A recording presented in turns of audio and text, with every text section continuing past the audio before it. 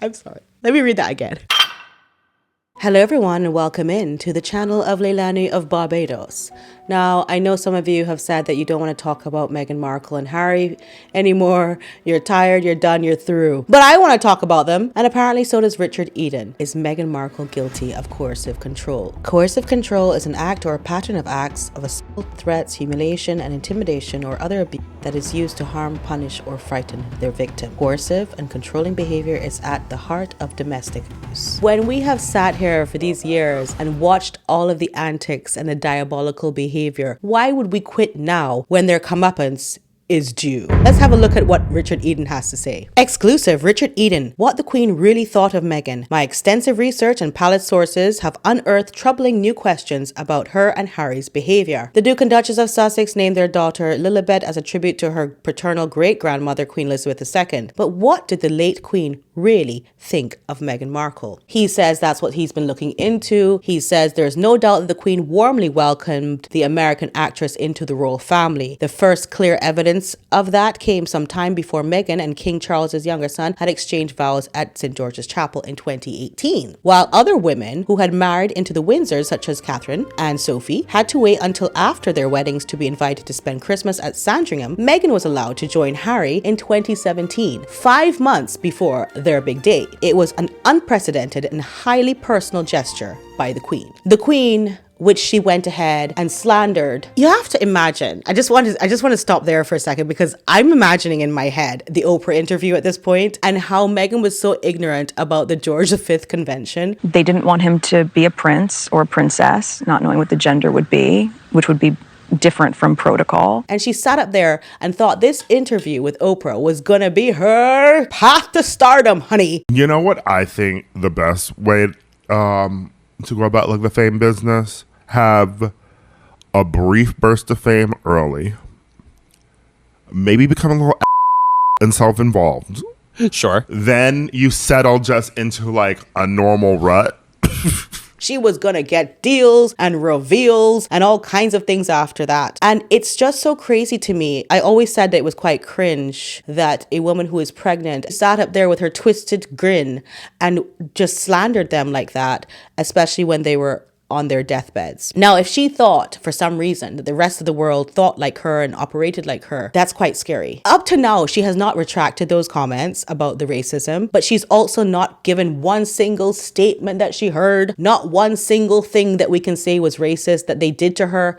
It's crazy that she really operated in a world where she thought this was the way to live. It just shows you how, yeah, we've been waiting for this.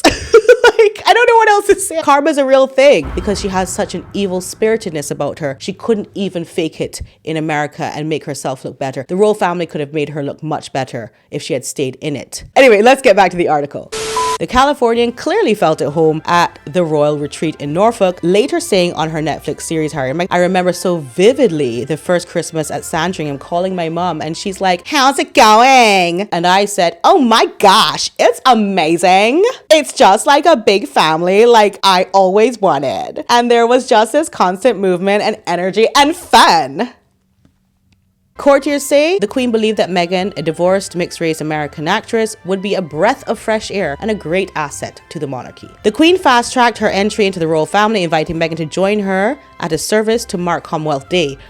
This is where I get a little bit, I feel quite ill sometimes when I talk about this Commonwealth thing with Meghan. Her first official engagement with the Queen 2 months before the wedding, it was another clear indication that Her Majesty valued Meghan and wanted her to be seen as part of the family without delay. She also made Meghan the vice president of the Queen's Commonwealth Trust when Meghan actually hates the Commonwealth because she called it Empire 2.0. She tried to turn everyone in the Commonwealth against the monarchy and it didn't work. She tricked the Queen, and she still thinks that she can run up and down from low rent party to low rent party, bookshops, hairdressing salons, and still trick people. Oh, hold on a second. Breaking news. The Duchess of Sussex sat down with Marie Claire to discuss the Archewell Foundation's Welcome Project and her own holiday traditions with Prince Harry, Prince Archie, and Princess Lilibet. Who cares? Why should I care? She says, quote, "From my standpoint, I think part of why we wanted to make sure we had this opportunity to all be together again, so many of us, right now, is that the holidays come up and have already begun in many regards. It brings up so much emotion for people." She continues, quote, "You miss home, you miss your country, and you can find comfort in the new community that you have here. I'm grateful that we are able to be part of that community." It seems she took my advice to look into her own Archwell affairs instead of trying to insert herself in other people's businesses. But then again, this does read as a desperate attempt to get Harry back home.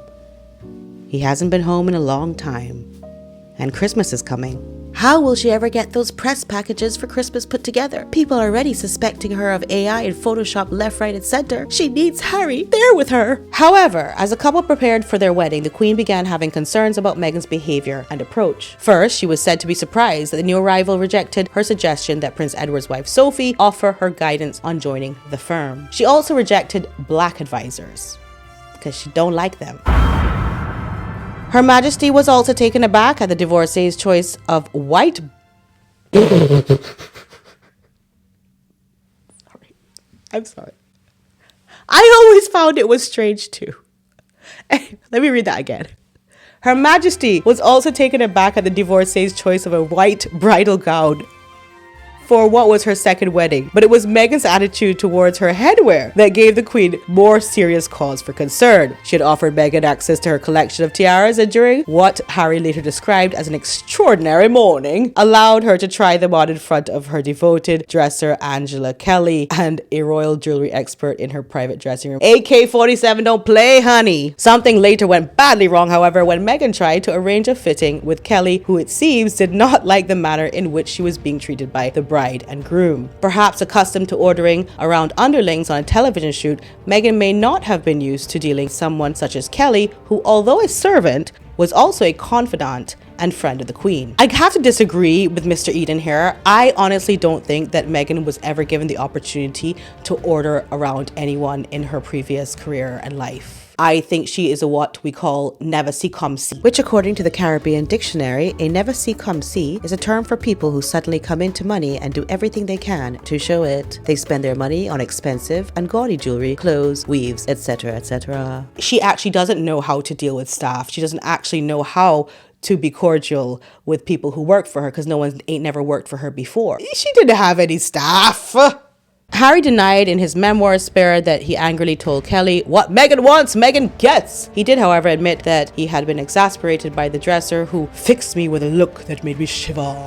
That book honestly was the worst. So I don't know. He added, "I could read in her face a clear warning. This isn't over." Despite all the pre-wedding strains and perhaps a growing apprehensiveness about Harry's choice of the bride, the Queen made sure that Meghan felt welcome in the royal fold. She gave the Duchess the Sussex title, and he goes on to document all the things that the Queen did, including the Vice President of the Queen's Commonwealth Trust in 2018, which I told you makes me feel quite ill every time I have to say it. He says at the end, "I have spoken to staff who worked at the palace, and when the Sussexes were working royals, and some of them have told me that they formed the impression from the start that Meghan may not have wanted to make a success of her life in Britain." No, and we know that because she was shipping stuff back, she was securing deals back in LA, she was trying to find houses back in Canada. So yeah, we know that now. She appeared to be actively seeking reasons to be unhappy or resentful and encouraged Harry long-lasting bitterness at being the spare and not the heir, the courtiers claim. How sad that the Queen's genuine efforts to welcome Meghan during her final years when she was in failing health were thrown back in her face. And I'd like to see more from Richard Eden at the close of Meghan Markle's career. Now, I just wanted to segue a little bit to Harry because people have been saying how wonderfully happy he is. He's just being enjoying himself now that he's separated professionally from Meghan, and he's taking longer and delaying his return to Meghan because he's having such a good time. I think, this is my personal opinion, that Harry has always wanted to be a rebel. He's always wanted to spit in the face of the royal family. He's always felt jealous, resentful, and he wanted an opportunity to complain. And he found a woman who was not au fait with the monarchy. She did not have respect for it. And he finally found somebody that he could use as a pathway to destruction. Of course, we know now that even though he has followed Meghan's lead in doing these lawsuits and trying to sue everybody under the sun, no pun intended, and trying to not settle when other people are settling, she